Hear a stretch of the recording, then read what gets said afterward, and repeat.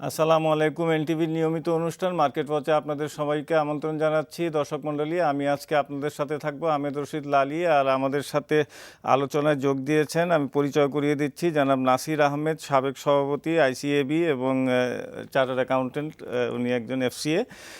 ওনার পাশে আছেন মোহাম্মদ মহিউদ্দিন, পরিচালক চিটাগং স্টক এক্সচেঞ্জ, উনিও কস্ট অ্যাকাউন্টেন্ট। আজকে আমরা আইসিবির প্রেসিডেন্ট ছিলাম,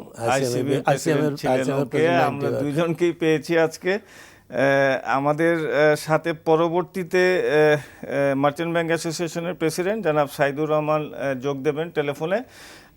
আজকে আমরা আলোচনার বিষয় দর্শক মণ্ডলী যেটা রেখেছি সেটা হলো যে গতকালকে আপনারা জানেন যে বাংলাদেশ ব্যাংকের প্রেস কনফারেন্স হয়েছিল, সেখানে ওনারা কিছু ঘোষণা দিয়েছেন এবং এই ঘোষণাগুলো নিয়েই আমরা আজকে আলোচনা করব। তার সাথে আরও প্রাসঙ্গিক দু একটা আলোচনায় চলে আসবে। আমরা শুরুতেই চলে যাচ্ছি জনাব নাসিরের কাছে। আপনি জনাব নাসির, আসসালামু ওয়ালাইকুম আসসালাম। আপনি জানেন যে বাংলাদেশ ব্যাংক গতকালকে ওভার এক্সপোজার নিয়ে একটা প্রেস কনফারেন্স করেছে এবং ওনাদের একটা দিক নির্দেশনা ওনারা বলেছেন যে ওনারা কি করতে চাচ্ছেন এ বিষয়ে। এখানে কিন্তু খুব ক্লিয়ারলি ওনারা কিছু কথা বলেছেন, যেমন ব্যাংকের শেয়ার এখন যেগুলো ওভার এক্সপোজড আছে সেগুলো সেল করার প্রয়োজন নাই, হবে না। সেখানে তারা আরও বলেছেন যে যে ইকুইটিটা আছে সাবসিডিয়ারিগুলোতে সেগুলোতে যে লোনগুলো আছে সেগুলো ইকুইটিতে কনভার্ট করার জন্য। এবং আমরা আরও জানি যে গত কয়েকদিন ধরে ওনারা কিছু কাজ করছেন এবং যে সকল ব্যাংকের ওভার এক্সপোজড আছে ওনাদেরকে ওনারা 1-to-1 মিটিং করেছেন এবং করে ওনারা একটা দিক নির্দেশনা ওনাদেরকে দিয়েছেন যে ওনারাও যাতে ওই এক্সপোজারটাকে ক্যাপিটালাইজ করার জন্য। সো কাজেই এই সকল বিষয় একটা পজিটিভ দিক নির্দেশনা আমরা পাচ্ছি। এই ব্যাপারে আপনার মতামত শুনতে চাই। ধন্যবাদ আরবি। অ্যাপারেন্টলি এটা মনে হচ্ছে যে এটার কোনো ইম্প্যাক্ট আসবে না, বাংলাদেশ ব্যাংক বেশ এই ব্যাপারটা বেশ কেয়ারফুলি নিয়েছে এবং তারা বলছে যে সেল করতে হবে না। সেল যদি না করে বাজারে যদি সেই প্রেশারটা না থাকে, বাজারে এটা ইম্প্যাক্ট না আসারই স্বাভাবিক, কিন্তু একটা সাইকোলজিক্যাল প্রেশার কিন্তু ইনভেস্টার্সের মধ্যে আছে। কারণ এর আগে সরকারের উচ্চ মহল থেকে বারে বারে আশ্বাস দেওয়া হয়েছিল যে এটাকে 2018 পর্যন্ত এক্সটেন্ড করা হবে। তো সেই একটা আশা বা সেই একটা এক্সপেকটেশন ইনভেস্টারদের, স্মল ইনভেস্টার্স বা বাজারে একটা এক্সপেকটেশন ছিল। ইভেন মাননীয় অর্থমন্ত্রী নিজে বলেছেন, অর্থ উপদেষ্টা মহোদয় বলেছেন। এখন যে জিনিসটা বলেছে বাংলাদেশ ব্যাংক খুব ক্লিয়ারলি বলেছে যে নীতিগত পরিবর্তনের মাধ্যমে এমনভাবে জিনিসটা সাপোর্ট দেবে, ইন্টারনাল অ্যাডজাস্টমেন্ট করতে হবে, যেটা সত্যি কথা বাজারে ওটা সেল করতে হবে না বা বাজারে ওই অ্যাবনর্মাল ইনফ্লোটা হবে না বা সাপ্লাই বুমিংটা হবে না, সেইটা বলেছে। এবং আমি আশা করি যে বাংলাদেশ ব্যাংক যেহেতু বলেছে এটা এইভাবে, এবং বাংলাদেশ ব্যাংক এটা খুব সুন্দরভাবে এটা হ্যান্ডেল করবে। কিন্তু একটা সাইকোলজিক্যাল ইম্প্যাক্ট আছে বাজারে। দেখবেন আজকেও বাজার শুরু হয়েছে পজিটিভ নোট দিয়ে, কিন্তু এখন আবার নেগেটিভে চলে আসছে। গত 5-7 দিন ধরে বাজার কিন্তু নেগেটিভ নোটে আছে এবং আছে। এটার একটা কারণ কিন্তু এইটা নিয়ে, যদিও এটার ইম্প্যাক্ট কিন্তু খুব বেশি না, কিন্তু ওই ছোটোখাটো জিনিস কিন্তু psychological impact. But in true sense কিন্তু 10-12টা ব্যাংকে যদি বিক্রিও করতো তাও এত বড় কোনো ইম্প্যাক্ট হতো না বাজারে, কিন্তু সাইকোলজিক্যাল ইম্প্যাক্ট আছে। তবে আমি আশা করি যে বাংলাদেশ ব্যাংক ওই কয়টা ব্যাংকের সাথে বসে এটা ইন্টারনাল অ্যাডজাস্টমেন্টের মাধ্যমে, আর যেটা বললেন আপনি লোনটাতে ইকুইটি কনভার্ট করে, এটা কিন্তু দুইটা ভালো ইম্প্যাক্ট হবে। একটা হলো যে সিঙ্গেল বড়োয়ার এক্সপোজারটা ওই ব্যাংকের কমে যাবে সাবসিডির ক্ষেত্রে, আর সাবসিডির ক্ষেত্রেও যখন লোনটা কনভার্ট হয়ে যাবে ইকুইটিতে তাদের ইন্টারেস্ট অ্যাক্রু করতে হবে, ইন্টারেস্ট চার্জ করতে হবে, সেই ক্ষেত্রে সাবসিডিয়ারিরও ফাইন্যান্সিয়াল রেজাল্ট ইমপ্রুভ করবে। তার মানে আমরা যদি এভাবে বলি যে ওনাদেরও কিন্তু ইনভেস্টমেন্ট যোগ্য ফান্ড ওনারা কিছু পাবেন, যে ইনভেস্ট করার মতো ফান্ড কিছু ওনাদের কাছে আসবে, এইটা কি আমরা বলতে পারি? এইটা কিন্তু এখানে এই কথা আমরা বলতে পারি। আরেকটা কাজ করেছে বাংলাদেশ ব্যাংক, সেটা নিয়ে আমরা বলি একটু, তাইলে এই জিনিসটা আরো স্পষ্ট করে আপনি বলতে পারবেন। সেটা হলো যে দেখেন, এই যে বাংলাদেশ ব্যাংকের যে এক্সপোজার, ক্যাপিটাল মার্কেট এক্সপোজার, সেখানে কিন্তু আমরা দেখেছি বিগত কয়েক বছর ধরে যে যে সকল শেয়ার লিস্টেড না, যে সকল পুঁজি বাজারের সংক্রান্ত না, বাইরের শেয়ার, সেগুলো ওনারা ওর ভিতরে include এক্সপোজারে করতেন।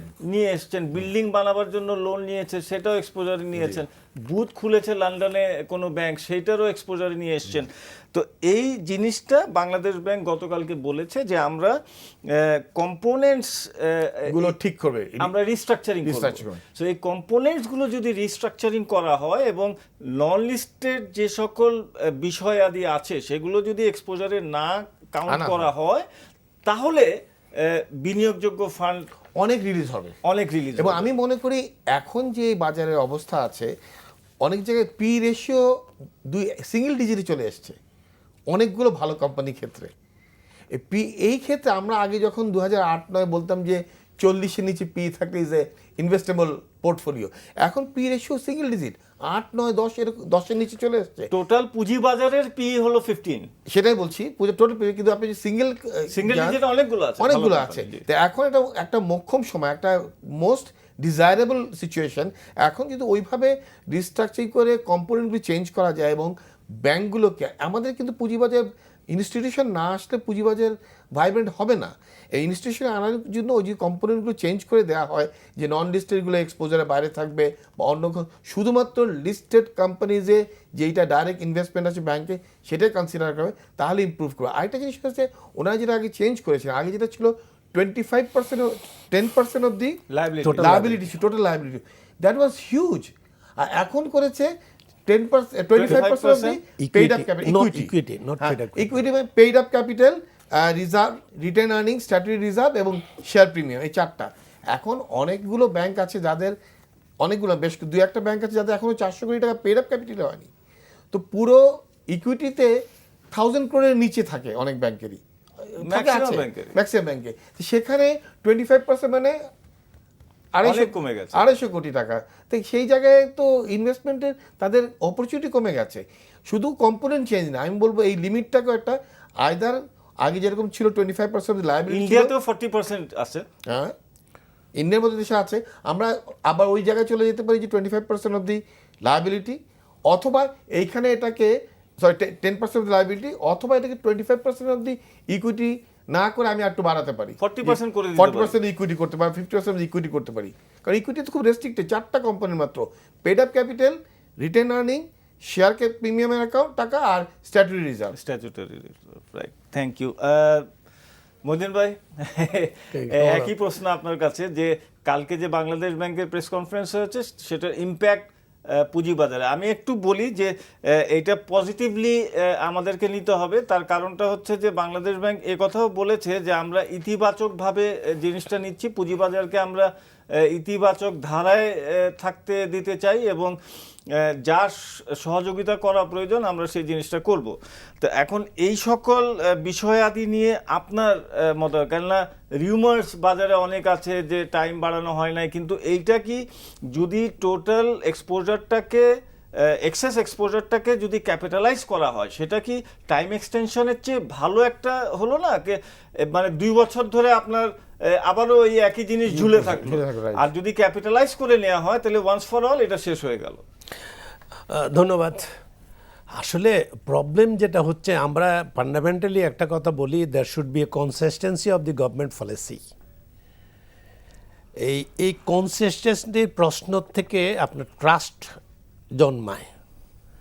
আমরা এতদিন ধরে শুনে আসছিলাম, প্রথম 2010 সালে শুনে আসছি যে ক্যাপিটাল মার্কেটের সাথে বাংলাদেশ ব্যাংকের কোনো সম্পর্ক নাই, এবং গভর্নর নিজেই বলেছেন the capital market is not in my cup of tea, লাল কালিতে ইংরেজি পত্রিকায় দিয়েছিল।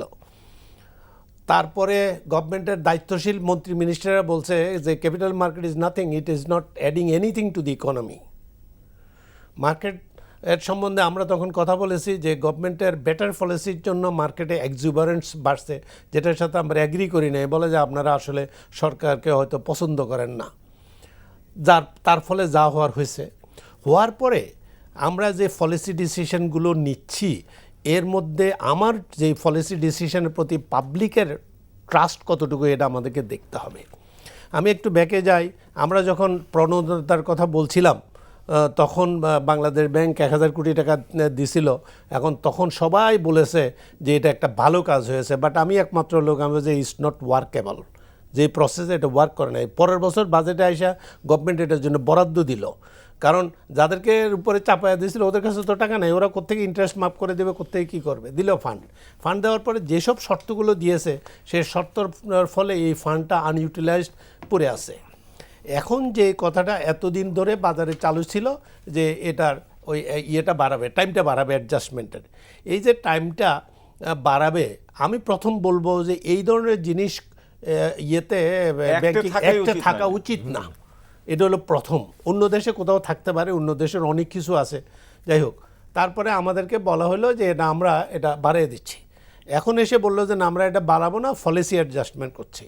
খুব ভালো কথা।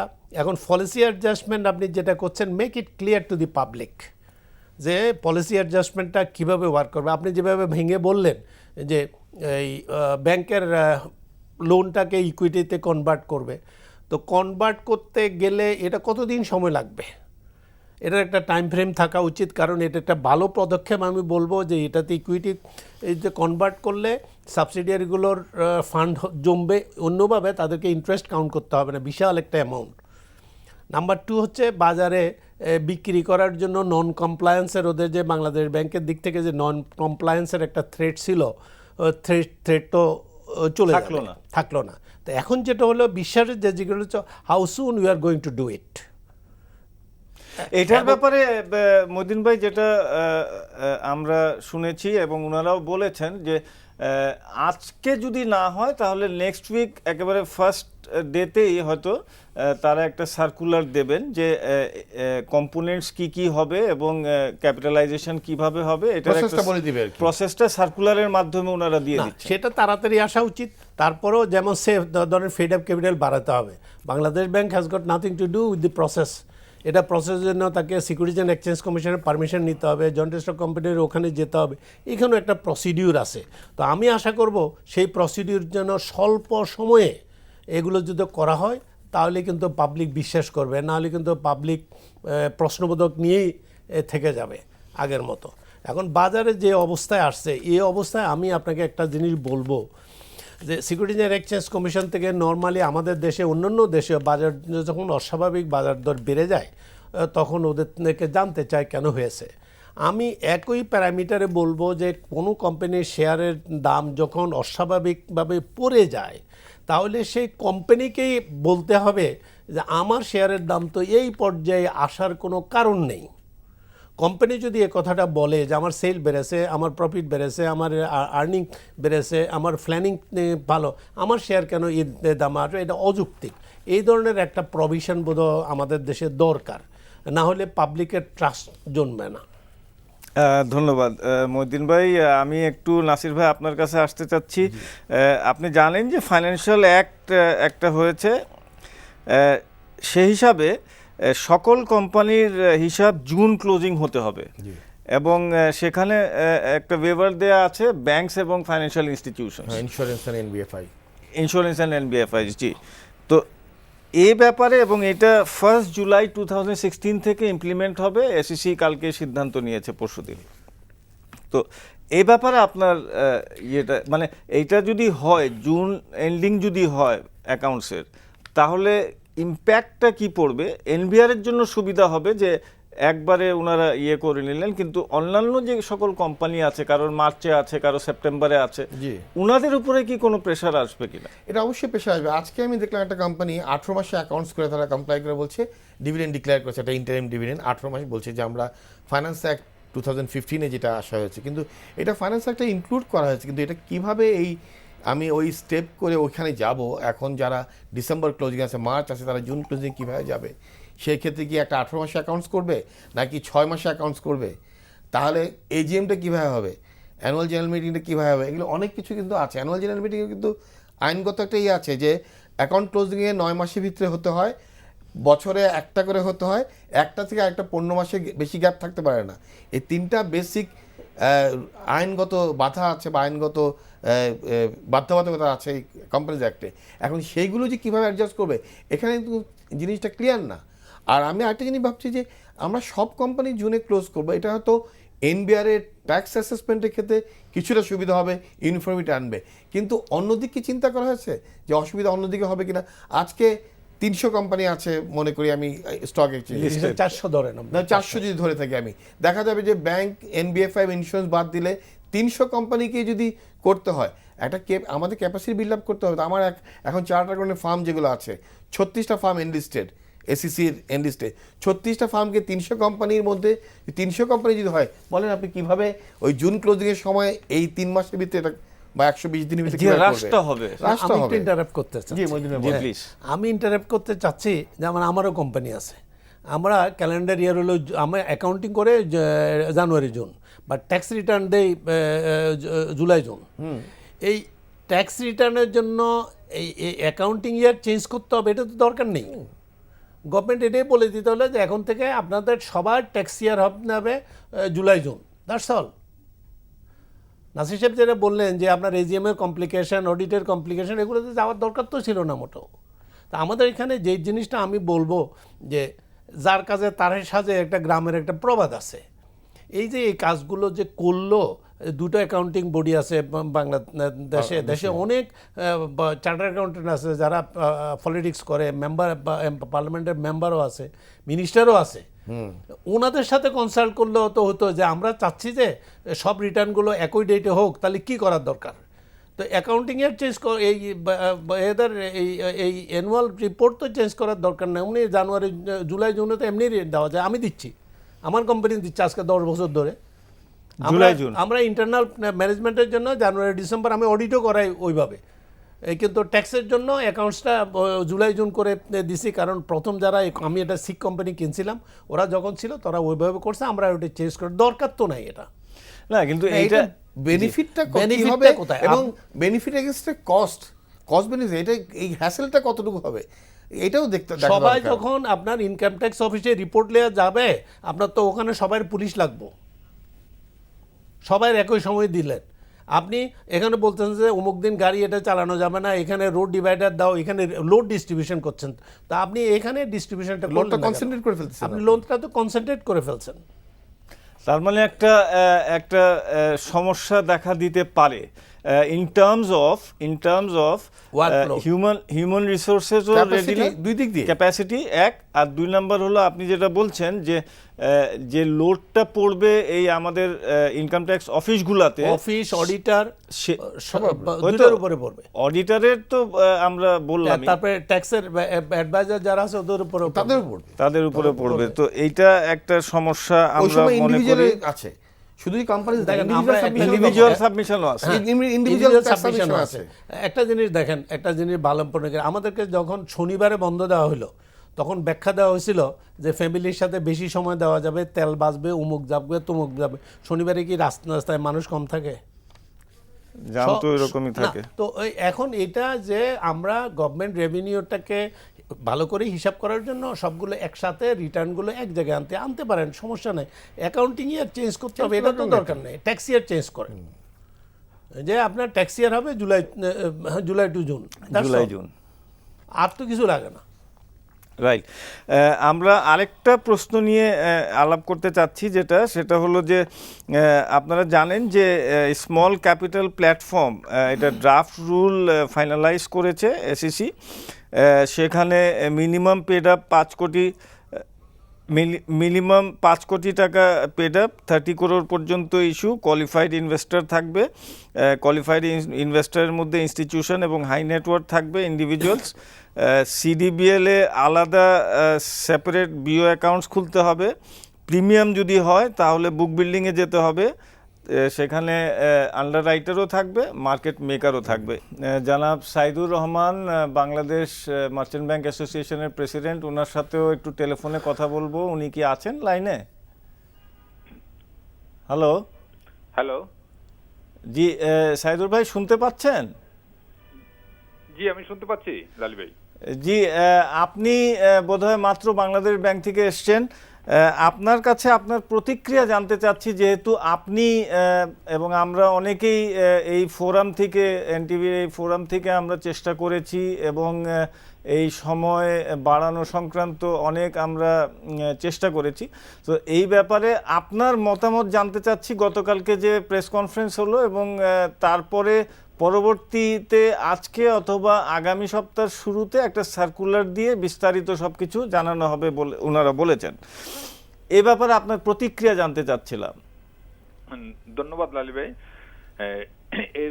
আমাদের প্রত্যাশাটা তো অনেক দিন থেকেই ছিল। তো বাংলাদেশ ব্যাংককে এখানে আমি ধন্যবাদ জানাতে চাই। বাংলাদেশ ব্যাংক খুব দ্রুততার সাথেই চেষ্টা করেছেন একটা আমাদেরকে পুঁজিবাজারের সহায়ক একটি ভূমিকা নেওয়ার জন্য।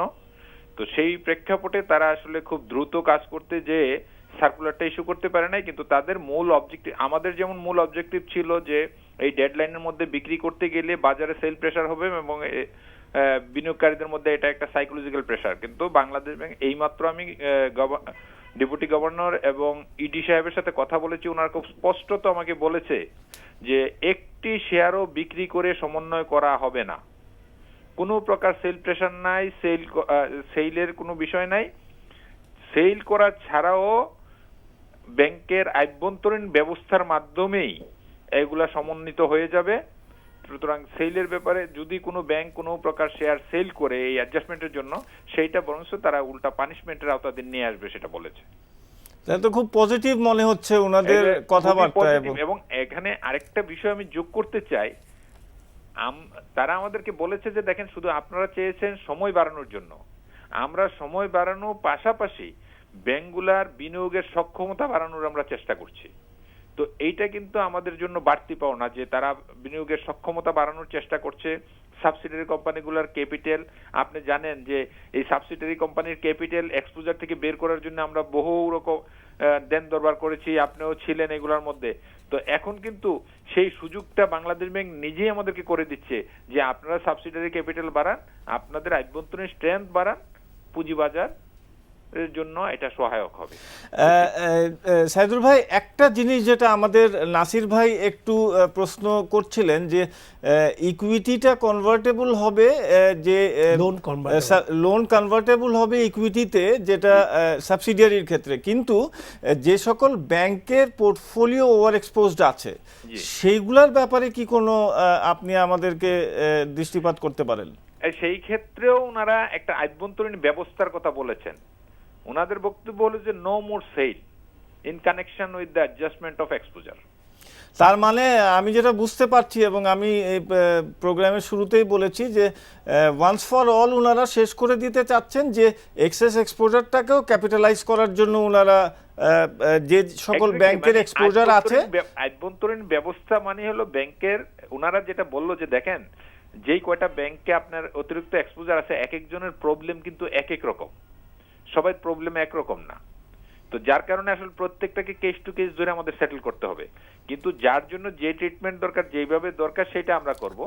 দর্শকদের জন্য পোর্টফোলিও কিভাবে করবে সাইদুর ভাই, দর্শকদের জন্য সিম্পল ভাবে একটা বলেন যে এই যে পদক্ষেপটা বাংলাদেশ ব্যাংক নিল, এবং এই পদক্ষেপটা খুব পজিটিভ এবং সময় এক্সটেনশনের চেয়ে খানিক ভালো বলে আমরা মনে করছি, এই কারণে যে ওই এক্সেস এক্সপোজারটা ক্যাপিটালাইজ হয়ে গেলে আর 2 বছর সময় বাড়ানোর পরে যে মানে ওই একই জিনিসটা ঝুলে থাকতো, সেটা ঝুলে রইল না, ওয়ান্স ফর অল শেষ হয়ে গেল। এইটা বেশি পজিটিভ বলে আপনি মনে করছেন কি? আমি যতটুকু ব্যাখ্যা ডিজি মহোদয় থেকে পেয়েছি, তাতে আমার কাছে এটা মনে হয়েছে আমাদের চাওয়ার চেয়ে অনেক বেশি ইতিবাচক এই বিষয়টা। ওকে, আপনি একটু লাইনে থাকবেন। আজকে আমাদের সাথে নাসির ভাই এবং মহিউদ্দিন ভাই আছেন, ওনাদের কোনো প্রশ্ন থাকলে আপনারা প্লিজ করেন। না সাইদুল ভাই, আমি জানতে চাচ্ছিলাম যে যেটা লোন দেওয়া হয়েছে সাবসিডিয়ারিকে, সে লোনটা কনভার্ট করবে ইকুইটি, এক্সিলেন্ট ডিসিশন।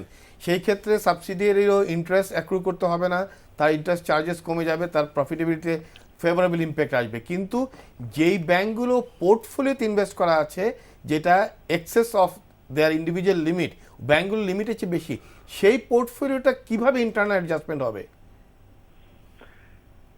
বিক্রি ছাড়া? না, বিক্রি ছাড়াও ইন্টারনাল অ্যাডজাস্টমেন্ট হইতে পারে। কিরকম আমাকে বলবেন? না, এখন এই পলিসিটা ওনারা আমাদেরকে কিন্তু বলে নাই, ওনারা বারবার বলেছেন। যেমন আপনাকে আমি একটা হাইপোথেটিক্যাল বলি, তারা যদি মনে করে যে প্যারেন্ট কোম্পানি কিছু ইনভেস্টমেন্ট এই ইয়েতে সাবসিডিয়ারিতে ট্রান্সফার করে দিবে, they can do it easily. Mohiuddin ভাইয়ের কোনো প্রশ্ন আছে? না, আমার প্রশ্ন হচ্ছে যে ব্যাংকগুলো যে সাবসিডিয়ারি কোম্পানি যে টাকাগুলো নিয়েছে, যে লোনগুলো নিয়েছে, তারা ইন্ডিভিজুয়াল ইনভেস্টরের পোর্টফোলিওতে দিয়েছে অ্যাজ এ লোন।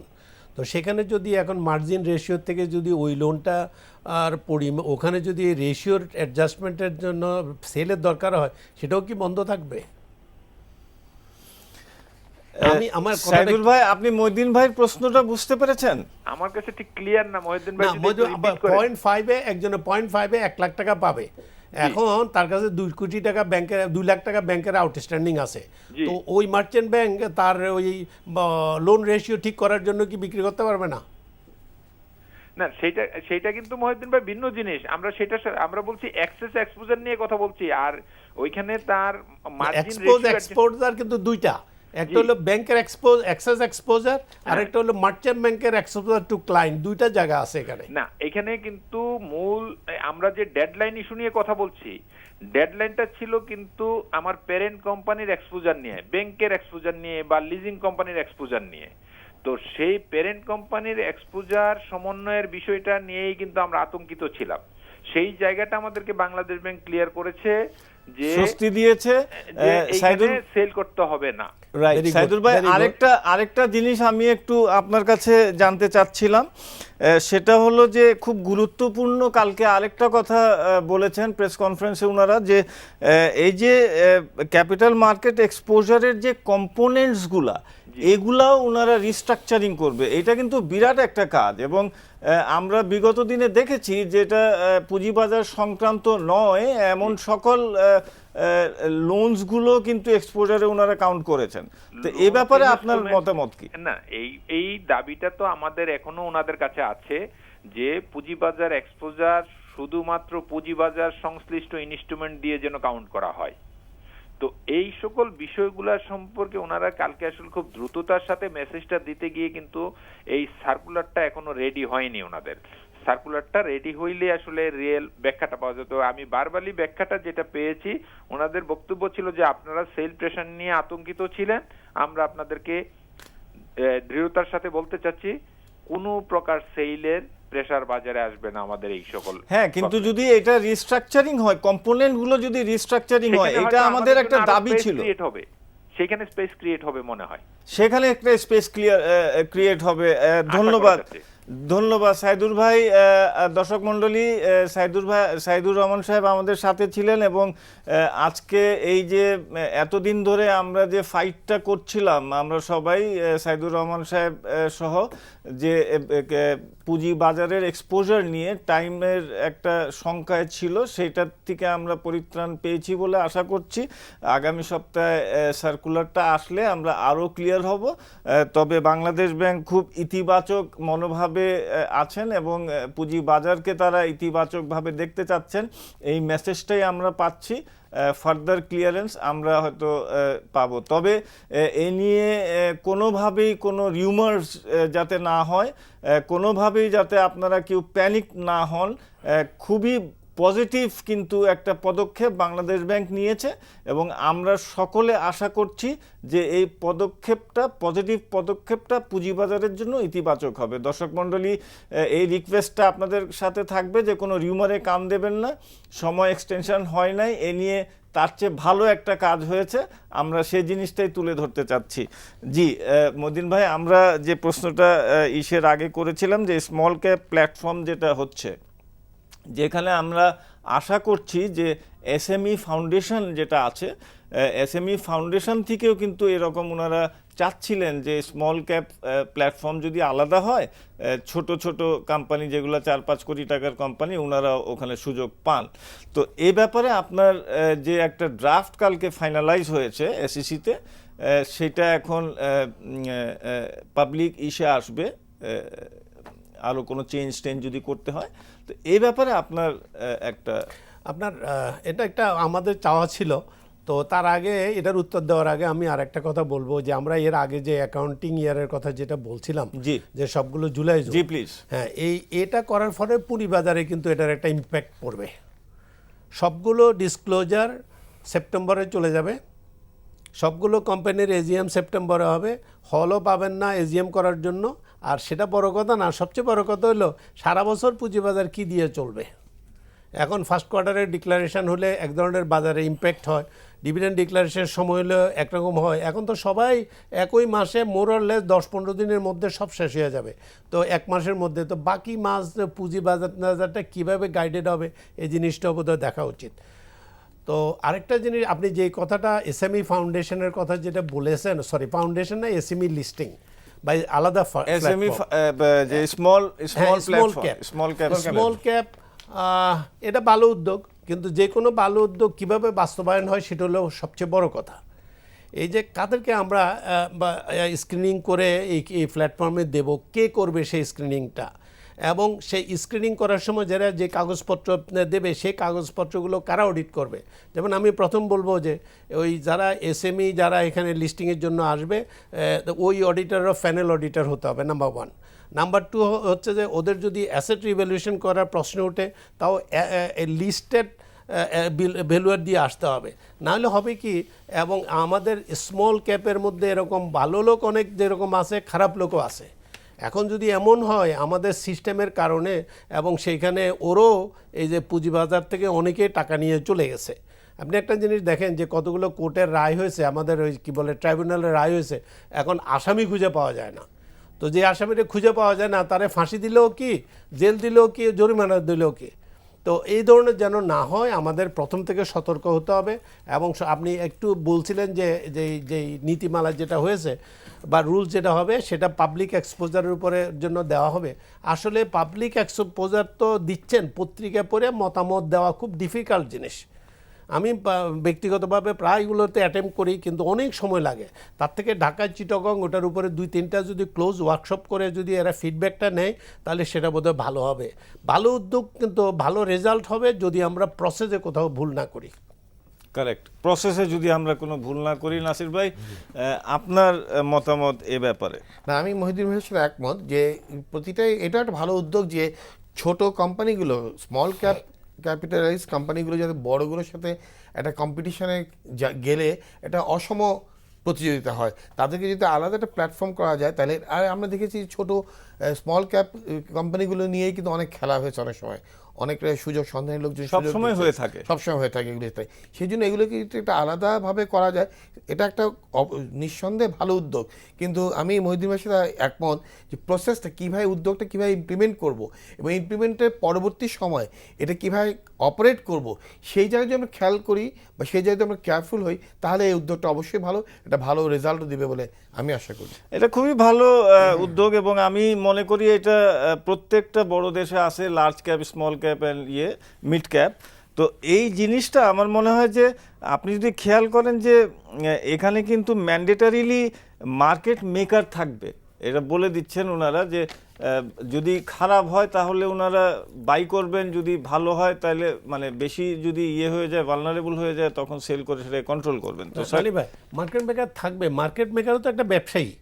জি জি, তো আপনি এই মার্কেট মেকার থাকবে বলে সেটা লিকুইডিটির সেফটি হলো, কিন্তু কোম্পানির ভালো কি খারাপ সেই সেফটি কিন্তু হলো না। না মদিন ভাই, সেখানে কিন্তু স্পষ্ট তো আছে যে অডিট করা কিংবা যাবতীয় যা যা করা, ডিউ ডিলিজেন্স, এইগুলো প্রপারলি হবে, এইগুলোতে কোনো ছাড় না। শুধু ছাড় যেটা হচ্ছে মেন বোর্ডে যে স্মল ক্যাপগুলো আছে সেগুলো নিয়ে যে ওই নাসির ভাই যেটা বললেন। আমি আপনাকে ইন্টারাপ্ট করছি। আসলে স্মল ক্যাপগুলোর এই মেইন ক্যাপের যতগুলো রিকোয়ারমেন্ট, এতগুলো রিকোয়ারমেন্ট ফিল করতে পারে না বলে স্পেসটা করা হয়েছে। এখানে যে জিনিসটা আমাদেরকে দেখার দরকার যে এই স্মল ক্যাপগুলো আমাদের এই ডিউ ডিলিজেন্সের প্রশ্নে আপনি যেটা বলেছেন, আমরা অনেক দিন থেকে এটা নিয়ে কথা বলছি যে মেরিট বেসিসে যাওয়া উচিত। এখন কাগজ আমাদের দেশে আমাদের কত কার রাস্তা আছে নিয়ে আমি প্রশ্ন উঠাচ্ছি না, যদিও লোকজনের প্রশ্ন করে, কিন্তু আমাদের এই ডিউ ডিলিজেন্সের পর্যায়ে practical visit, video presentation for a record, যে আমি অ্যাজ এ উদ্যোক্তা হিসাবে আমি কি করতে চাচ্ছি, টাকাটা কি করব, এগুলোর রেকর্ড থাকা উচিত, যাতে রেকর্ডটা পাবলিকের কাছে অ্যাভেলেবেল হওয়া উচিত, যাতে করে যারা ইনভেস্ট করবে ওরা 1 বছর পরে 2 বছর পরে যেন দুইটা কম্পেয়ার করতে পারে। আমি এখন গোপনে কি কাগজ দিয়েছি নোবডি নোজ, আমি পারমিশন পেলাম, এরপরে আমি আমার মতো করে চলে গেলাম।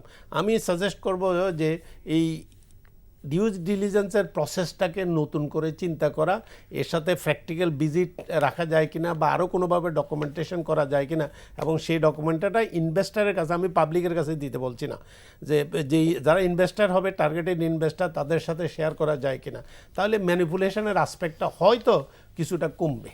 রাইট, এই সকল বিষয় নিশ্চয়ই এসইসি খেয়াল রাখবেন এবং সেই জন্যই পাবলিক ওপিনিয়ন নেয়ার জন্য এটা আসবে পত্রিকায়। আমরা সবাই সেখানে পার্টিসিপেট করব, আমাদের ওপিনিয়ন জানাবো এসইসিকে এবং সেই হিসাবে এসইসি সেই কাজগুলো আমি এখানে বলছি ওয়ার্কশপ করতে ইনকর্পোরেট করা। আপনার একটা প্রস্তাবনা আছে যে এক্সচেঞ্জগুলো এগুলো নিয়ে ওয়ার্কশপ করা। আপনার এক্সচেঞ্জে আপনি যদি এটার উদ্যোগ নেন, আমি ডেফিনেটলি আমাদের কর্তা ব্যক্তিদেরকে জানাবো যদি কোনো ওয়ার্কশপ করা যায় ঢাকা স্টক এক্সচেঞ্জে সেই সংক্রান্ত বিষয়। নাসির ভাই, বাজারটা বাংলাদেশ ব্যাংকের একটা দিক নির্দেশনা আসলো, সকালবেলা বাজারটা ভালো ছিল, বাজারটা আবার ডিপ্রেসড হয়ে গেল, কেন, কি কারণ আপনি এটা এই বাংলাদেশ ব্যাংকের যে এই এক্সটেনশনটা ছিল এক্সপোজারের ক্ষেত্রে, এটা নিয়ে অনেকে অনেক আশা করছিল।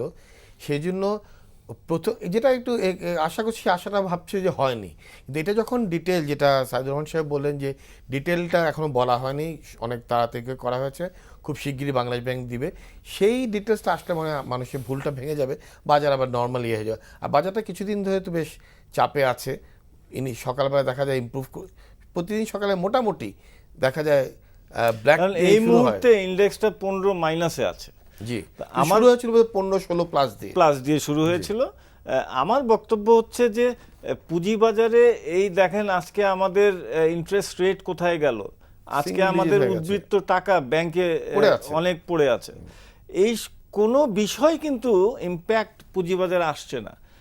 এটার একটা কারণ যেটা আমি বুঝি, সেটা একমত কিনা আপনি দেখেন, যে হাই নেটওয়ার্থ ইন্ডিভিজুয়ালস যারা, ওনারা কিন্তু বাজারে অ্যাক্টিভিটিস নাই, সরে এসছেন ওনারা। সো ইনস্টিটিউশনের কোনো অ্যাক্টিভিটিস নাই, বিকজ ইনস্টিটিউশনের এক্সপোজারের কারণে ওনারা অ্যাক্টিভিটি করতে পারছেন না, ওনাদের একটা ইসের মধ্যে আছেন। সো এই বিষয়গুলো যতক্ষণ দূর না হয়, আপনি কি আশা করছেন যে এই বিষয়গুলো দূর হয়ে যাবে সার্কুলারটা আসার পরে, এবং কিভাবে মেথোডোলজি ওখানে ওনারা বলছেন ইন্টারনাল ইয়েগুলা করবেন, সেইটা আসলে পরে কি চেঞ্জ একটা হবে? এটা আসার পর একটা স্থিতি অবস্থা আসবে, তখন এই যে ডিপ্রেসড অবস্থা আছে সেটা হবে। তবে একটা জিনিস কিন্তু করতেই হবে, না হলে বাজার ইমপ্রুভ করবে না। আমি যা দেখছি গত 2010 সাল থেকে 6 বছর ধরে বাজার কিন্তু খুব খারাপ অবস্থায় যাচ্ছে। ভালো একটা জিনিস করতেই হবে, এটা বাজারকে যদি ভালো করতে চায়, সেটা হলো ইনস্টিটিউশনের ক্যাপাসিটি বাড়াতে হবে, ইনভেস্টমেন্ট ক্যাপাবিলিটি। সেটা হতে পারে কম্পোনেন্টটা চেঞ্জ করে, সেটা হতে পারে তার পার্সেন্টেজ চেঞ্জ। এখন যেটা আছে 25% অফ দ্য ইকুইটি, এটাকে 40-50% করতে হবে, অথবা will have to go back to the previous system, যে 10% অফ লায়াবিলিটি। এটা করে কিছু একটা করে ব্যাঙ্কগুলো বা ফাইন্যান্সিয়াল ইনস্টিটিউশন, এনবিএফআইগুলো, ইন্স্যুরেন্স কোম্পানি, এদের ক্যাপাসিটি বাড়াতে হবে, এদের ইনভেস্টেবল ফান্ড বাজারে আনতে হবে। নাহলে এখন যে অবস্থা আছে, এইখানে ইনভেস্ট করার চেয়ে ভালো অবস্থা হতে পারে না। এত লো প্রাইস এখন আমাদের ইকুইটিগুলো, শেয়ারসগুলো, বিভিন্ন কোম্পানি, ভালো ভালো কোম্পানিগুলোর। এই সময় যদি আমরা ইনস্টিটিউশনকে ওদের অ্যাভেলেবল ফর ইনভেস্টমেন্ট ফান্ডটা বাড়াতে পারি, ওদের ওই রেঞ্জটাকে বা স্পেস ক্রিয়েট করতে পারি, তাহলে একমাত্র হবে। কারণ যখন ইনস্টিটিউশন আসবে, হাই নেটওয়ার্থ ইন্ডিভিজুয়াল আসবে, এবং সাথে they will be followed by small investor, retail investors. কিন্তু প্রথম করতে ইনস্টিটিউশন, কারণ একটা হাই নেটওয়ার্থ ইনভেস্টার কত কোটি টাকা করবে, যেটা একটা ব্যাংক করতে পারে। আমাদের 60-65টা ব্যাংক আছে। এবং নাসির ভাই, আমরা দেখেছি যে প্রত্যেকটা দেশেই ডেভেলপড স্টক এক্সচেঞ্জগুলোতে দেখেছি যে 80% of the trade is done by the institution, এবং টপ 10 যে এই টপ 10 ব্রোকার যারা ইনস্টিটিউশন, এবং এই ইনস্টিটিউশনরাই কিন্তু 90% অফ দ্য ট্রেড ওনারা করেন। ফান্ড ওদের কাছে, ওদের কি করতে হবে? এখানে লালি ভাই একটা জিনিস বোধহয় একটু মনে হয় মিস ইন্টারপ্রিটেশন হচ্ছে। Institutional investor money not only merchant bank. XYZ company doing pharmaceutical business, they can invest their surplus money in the capital market. Stock exchange itself they can buy share. তারা পারে। অনেকগুলো প্রতিষ্ঠান আসছে যারা capital মার্কেটে ইনভেস্টমেন্টের কথা ওদের মাথায় ঢুকাতে হবে, যে তারা ব্যাংকে আইডাল ফান্ড রাখছে, ফিক্সড ডিপোজিট করে রাখতেছে, ওইসব টাকার একটা কিছু অংশ এখানে আসতে পারে। প্রভিডেন্ট ফান্ডের ব্যাপারে বাধ্যবাধকতা নাই, একটা Provident fund লিমিট কি আছে আমাদের? না, অনেকেরই তো আছে, অনেক জায়গায় তো আছে, প্রাইভেট বেশিরভাগ কোম্পানিগুলোতে private fund allow করে না, বেশি করে না না। আছে, allow Pension fund, করে। তো pension আমাদের এখন পেনশন ফান্ডের না, আমি যে কথাটা বলতে চাচ্ছি, আমরা ইনস্টিটিউশনাল ইনভেস্টর বলতেই টার্গেট করি মোরলেস merchant bank, bank, insurance company, insurance এদের company, বাইরে হ্যাঁ, ইনস্টিটিউশন মিন্স কর্পোরেট হাউসও আসতে পারে। হাউসও আসতে পারে। আসতে পারে। তো ওই জায়গাটাও আমাদের বোধহয় লোকজনের এই নলেজটাও শেয়ার করা উচিত, এই শেয়ার করা উচিত। আর আরেকটা জিনিস আমি যেটা বলবো, বাজারে লাভ থাকলে, বাজার সম্বন্ধে আস্থা থাকলে, there will be lot of uncountable people, তারও আসবে। আস্থা নাই কেন? আস্থা নাই কেন? সেই আস্থা নাই বলে আমি যেটা প্রথম আপনাকে বলছি, আমার শেয়ার বাজারে বিক্রি হচ্ছে 9 টাকা। আমি কেন বলতেছি না যে এটা 9 টাকার ওয়াট না, আমাকে এটা বলতে হবে, কারণ আমার উপরে মানুষের বিশ্বাস নাই। আপনি ব্যাংকের, নতুন ব্যাংক যখন দিছে তখন অনেকেই 3 গুণ 4 গুণ প্রিমিয়াম চাইছিল শেয়ার কেনার জন্য, এখন তো ফেস ভ্যালু নিচে আসছে।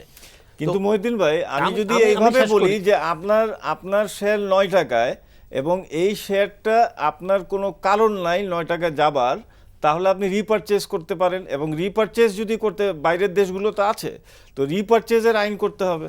আপনার ধন্যবাদ, কিন্তু আমাদের দেশে রিপারচেজ আইন করে যেটা ড্রাফট যেটা আছে জমা সরকারের কাছে, এটা তো হবে, এটা দিয়ে হবে না।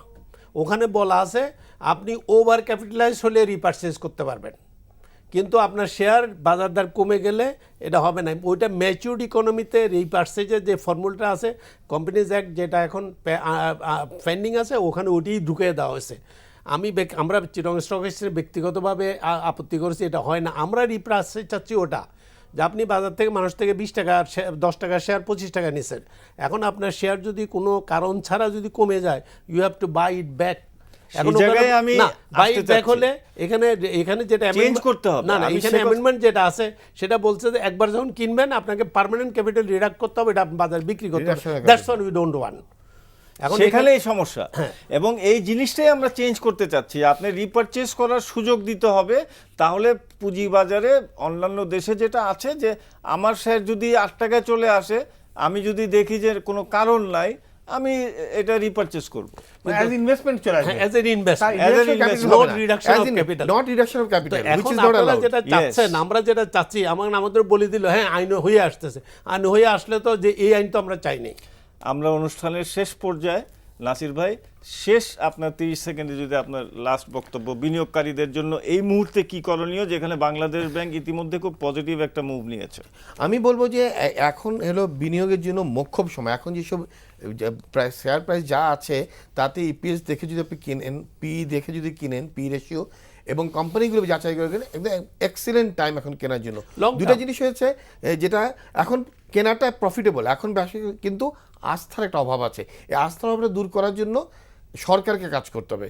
সরকার means BSCC, Bangladesh bank, Dhaka stock exchange, Chittagong stock exchange, এবং যারা ইনভেস্টমেন্ট বা এই ক্যাপিটাল মার্কেটে বিজ্ঞ ব্যক্তি আছে, তাদেরকে এটা প্রচার করতে হবে, বলতে হবে যে না, এটা এখন ইনভেস্টমেন্টের সুযোগ। আস্থাটা বাড়াতে হবে। মহিউদ্দিন ভাই, একেবারে 10 সেকেন্ড, একেবারে না, আমি এটাই ওভার টাইম। একরকম আস্থাটা বাড়াইতে হবে। আস্থা বাড়ানোর জন্য আমাদেরকে চিন্তাধান্তা করে কথা বলতে হবে। যেখানে এখানে ক্যাপিটাল মার্কেট সম্বন্ধে লোকজন কমেন্ট করে, এটা বন্ধ করতে হবে। যারা ক্যাপিটাল মার্কেট সম্বন্ধে জানা আছে ওরাই কমেন্ট করবে। আমি ওই দিন এরকম একটা অনুষ্ঠানে শুনছি, উনি বলেন যে ডিমোনেটাইজেশন হওয়ার পরও এখনো ব্রোকারদের দূরত্ব রয়ে গেছে, ম্যানেজমেন্ট কোনো চেঞ্জ না, হয়নি। এগুলো সব ভুল এই তথ্য। না, এই ভুল তথ্য public কে দেওয়া উচিত ডিমিউচুয়ালাইজেশন না। হলে বাজার যে বেড়ে যাবে সেটাও ঠিক না। ঠিক না।